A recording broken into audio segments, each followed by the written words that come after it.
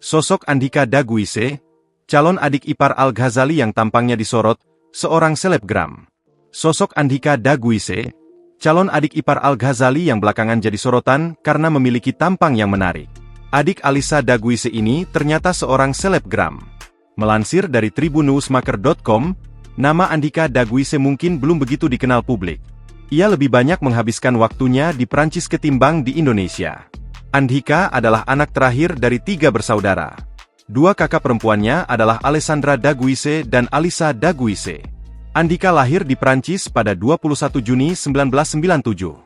Adik dari Alisa Daguise ini memiliki minat pada dunia tarik suara, bermain game, dan bersantai bersama teman-teman. Meski cukup populer di media sosial sebagai selebgram, wajah Andhika belum pernah tampil di layar televisi Indonesia. Ia menempuh pendidikan di Lice International Franchise. Sementara itu, sang kakak, Alisa Daguise, saat ini sedang menjalani studi kedokteran gigi di Prancis. Alisa merupakan putri dari Richard Daguise, yang menjabat sebagai CEO Mesa Hotel Resort.